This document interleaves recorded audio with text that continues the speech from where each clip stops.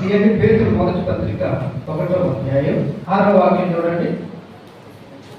ఇందువలన మీరు మిక్కిలి ఆనందించుచున్నారు కానీ, ఇదిగోనండి బాబు అవసరమైంది ఇంకోటి ఉంది.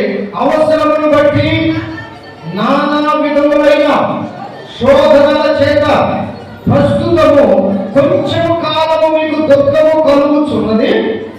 నశించిపోవు సువర్ణము అగ్ని పరీక్ష వలన శుద్ధపరచబడుచున్నది కదా.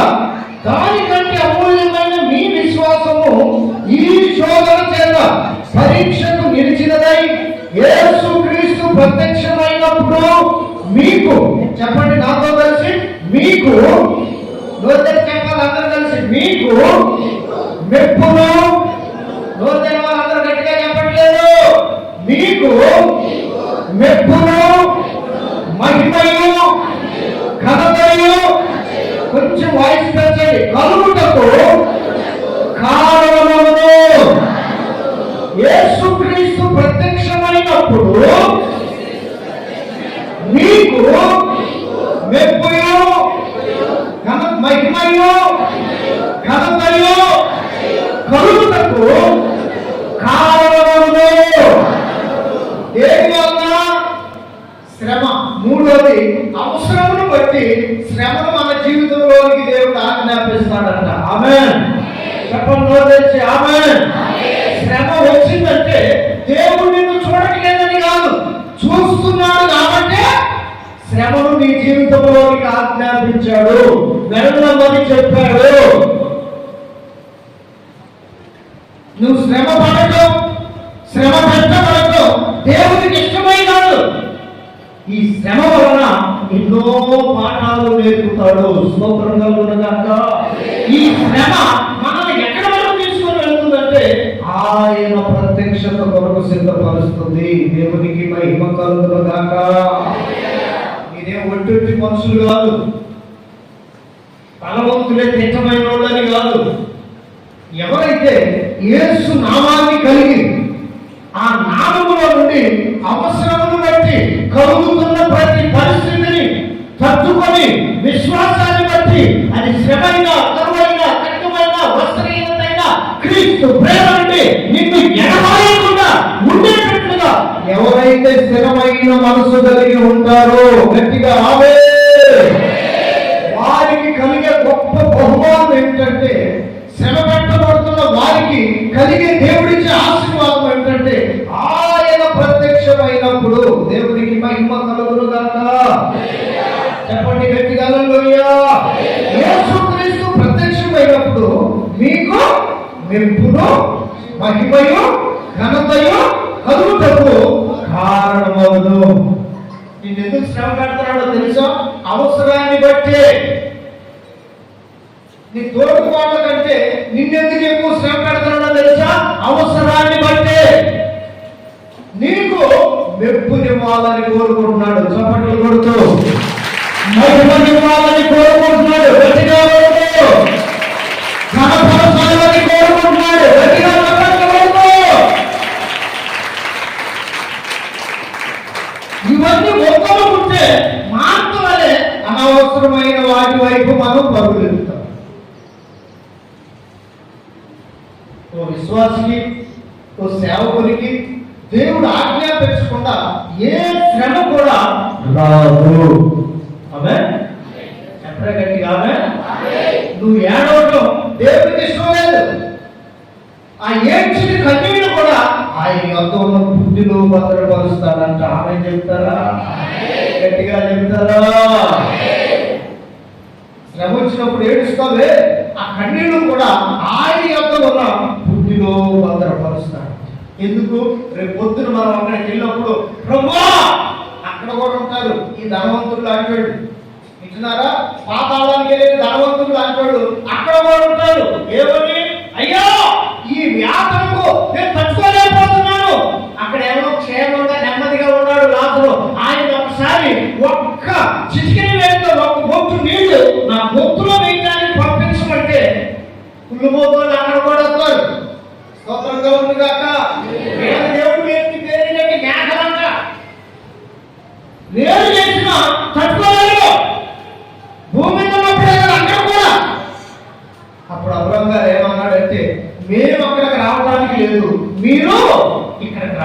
లేదు. భూమి మీద ఉన్నప్పుడు ఆ మాట చదవండి ఒకసారి. అవకాశం వస్తే 16వ అధ్యాయం 25వ వాక్యం చూడండి.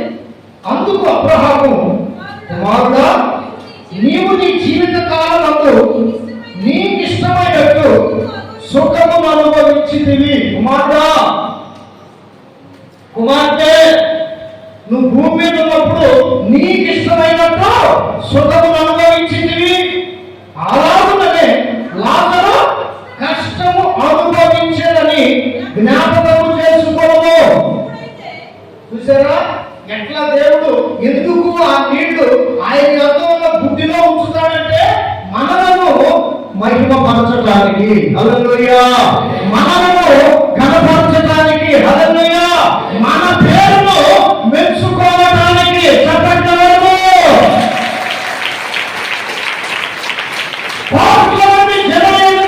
మన పేరును మెచ్చుకోవడానికి.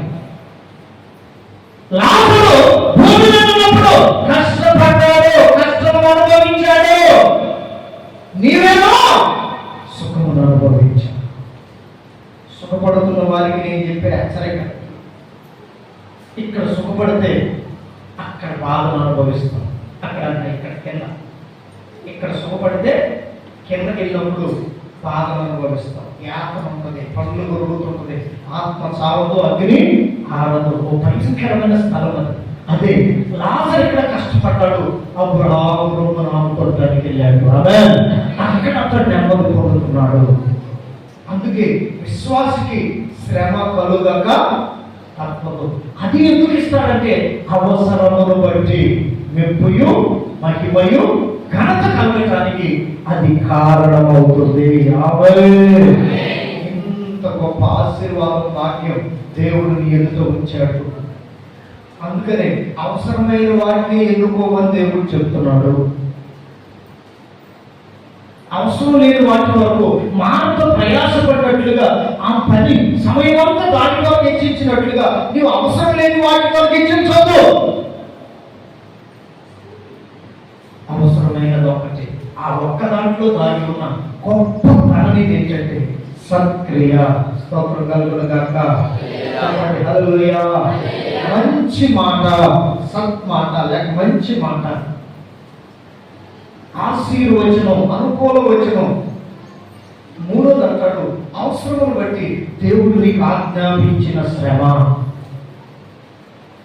వీటి వల్ల ఏమైందంటే నశించిపోయే సువర్ణం, మట్టిలో నుండి తీయబడిన సువర్ణం, మట్టి చేత చేయబడిన మనిషి ఈ శ్రమల వలన పరీక్షించబడిన వాడై తర్వాత ఏ విధంగా బంగారం మెరుస్తుందో, హల్లెలూయా, మస్తు దానిలో ఉన్న మలినమంతా వెళ్ళిపోయి ఏ విధంగా మెరుస్తుందో దానికంటే అమూల్యమైన విశ్వాసం చేత ఈ శోధనలకు మీరు నిలవబడ్డారు. కానీ దేవుని ఎదుట మీరు నిలవబడినప్పుడు, హల్లెలూయా, మీకు మెప్పుయు మహిమయు ఘనతయు కలుగుటకు కారణమగును. అందుకని ఇక్కడ దేవుడు తీరుస్తున్న తీర్పు ఏమిటంటే 26వ వాక్యం అంటాడు కదా, 25వ వాక్యం, ఇప్పుడైతే వాడు ఇక్కడ నెమ్మది పొందుతున్నాడు, నీవు యాతన పడుతున్నావు. అందరికీ ఒకటే తీర్పు. స్తోత్రం కలుగును గాక. చేతులెత్తి చెప్పండి గట్టిగా, హల్లెలూయా. అందరికి ఒకటే తీర్పు. మెప్పు మహిమ ఘనత కావాలా లేక యాతన కావాలా? యాతన కావాలంటే నీ ఇష్టం వచ్చినట్టుగా బ్రతుకు, నీకు శ్రమ ఉండదు, వాళ్ళు వీళ్ళు చూస్తారనే భయం ఉండదు. హల్లెలూయా. ఇది చెయ్యకూడదనే ఆలోచన ఉండదు. నీ ఇష్టం, తింటావో త్రాగుతావో సుఖపడతావో సంతోషిస్తావు. అయితే నీ కొరకు యాతన భద్రపరచబడి ఉన్నది. అట్లా కాదు నేను మెప్పు మహిమ ఘనత పొందుతానని నీవు తీర్మానం చేసుకొని విశ్వాసిగా సేవకునిగా బ్రతకాలి అనుకుంటే కష్టం తప్పదు, శ్రమ తప్పదు. స్తోత్రం కలుగును గాక. చెప్పాలి గట్టిగా, హల్లెలూయా. నేను అందరికి చేతులు లేవా? గట్టిగా చెప్పండి, హల్లెలూయా.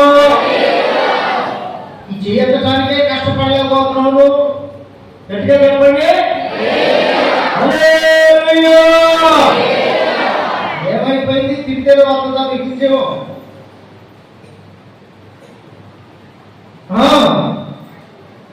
ఇక్కడ కష్టాన్ని అనుభవించే వారికి పరలోకంలో మెప్పు ఉంది, ఆమె మహిమ ఉంది, ఆమె ఘనత ఉంది. దేవదూతలందరూ ఎదుట, వచ్చిన కోట్ల జనుల ఎదుట దేవుడు నీ పేరు ఎంతగానే. ఎందుకు ప్రభువా ఆ పేరు అన్నారు అనుకో, దేవుడు వెంటనే సాక్ష్యం చెప్తాడు. లాజరు విషయంలో చెప్పినట్లుగా అతడు భూమి మీద ఉన్నప్పుడు, ఆమె భూమి మీద ఉన్నప్పుడు కష్టమును అనుభవించింది. ఎవరి కొరకు? దేవుని నామము నిమిత్తమై. హల్లెలూయా. ఎంతమంది ప్రార్థన వద్దంటున్నాం, ఆమె వెళ్ళింది, అతను వెళ్ళాడు. ఎందరో అవమానపరిచిన ప్రార్థన విషయంలో తగ్గలేదు, దేవుని విషయంలో తగ్గలేదు. ఇప్పుడైతే నెమ్మది పొందుతున్నాడు. ఆమేన్. మనకు కలగబోయే మెప్పు, మహిమ, ఘనత కొరకు పరిశుద్ధాత్మ దేవుడు మనందరినీ సిద్ధపరచునుగాక. 3 విషయాలు మీకు చెప్పాను, అవసరమైనవి. అవసరం లేని చాలా ఉన్నాయి. దేవుడి చేత మీద వచ్చే వారు నేర్చుకుందాం. దేవుడికి స్తోత్రం కలుగునుగాక. విశేషమైన వర్తమానం వచ్చే వారం వరకు పరిశుద్ధాత్మ దేవుడు నా మదిలో పెట్టాడు. ఇంకోటి ఏంటంటే, చిన్న విషయం చెప్తా. మీరు ముందుగా ప్రార్థనకు వచ్చేవాళ్ళు ముందు నుంచి కూర్చోవడం నేర్చుకోండి. స్తోత్రం కలుగునుగాక. ఇప్పుడే మీ పిల్లలు ఎక్కడెక్కడో కూర్చుంటుంది, పిల్లలు కూడా ముందు కూర్చోలేకపోతున్నారు. గుర్తు పెట్టుకొని గట్టి జ్ఞానం కలిగి బ్రతకడానికి ప్రయత్నం చేయండి. స్తోత్రం కలుగునుగాక. వారమానం చెప్పించుకోకూడదు. పరిశుద్ధాత్మ దేవుని యొక్క ఉద్దేశం, యేసయ్య యొక్క ఉద్దేశం ఏమిటంటే, మనకు అవసరమైన 3 కొన్ని అన్నాడు కదా, అక్కడ అవసరమైన కొన్ని ఉన్నాయి అన్నాడు కదా. వాటిలో ముఖ్యమైనవి ఏమిటంటే, 1 సత్క్రియ. ఏ క్రియ చెప్పండి? మీరు అందరూ తెలిసి ఏకస్వరంతో చెప్పండి. ఏ క్రియ? 2ది మంచి అవసరమును బట్టి క్షేమాభివృద్ధి కలగడానికి ఆశీర్వచనం, అనుకూల వచనం, మంచి మాట ఉండాలి. 3వది అవసరమును బట్టి మనకు కలిగే శ్రమ. ఈ అవసరమైన వాటికి దేవుడు మీ అందరూ పంపినప్పుడు కొనుక్కోమాకండి, సనగమాకండి, నాకేందుకు పెట్టాడని అనవసరంగా చేయమాకండి. మాట ఆ విధంగా అనేది కాబట్టి నువ్వు ఇక్కడ ఉంటే నా తమ్ముడు చచ్చిపోయేవాడు కాదు. ఆయన ఎప్పుడు మనలోనే ఉంటాడు, మనతోనే ఉంటాడు. మనమే ఆయన బయటకు పంపిస్తున్నాం. మన అవసరాన్ని బట్టి నువ్వు కాసేపు ఉండే అని చెప్పి ఆయన పంపించి చేయడానికి పనులు, వెళ్ళకూడని స్థలాలకు వెళుతూ, చెప్పకూడని మాటలు చెబుతూ, క్రియలు చెడ్డవై, మాట చెడ్డదై, శ్రమ వచ్చినప్పుడు గొడవటం వలన మెప్పు, మహిమ, ఘనత మన చేతులను మనమే పోగొట్టుకుంటున్నాం. ఆ స్థితిలో మీరు ఉండకూడదని, ఆ స్థితిలో మీరు ఎదగకూడదని పరిశుద్ధాత్మ దేవుడు మనతో ఈ హెచ్చరిక కలిగిన మాటలు తెలియపరుస్తూ ఉండగా, ఆయన రాకడ సమయంలో మనకు మెప్పు కలగబోతుంది. స్తోత్రం కలుగునుగాక. చెప్పండి, ఏం కలగబోతుంది? మెప్పు కలగబోతుంది, మహిమ కలగబోతుంది. యేసయ్య తన మహిమలోనికి యుగ యుగాలు మనం ఉండేటట్టుగా ఆయన ఆజ్ఞాపించబోతున్నాడు.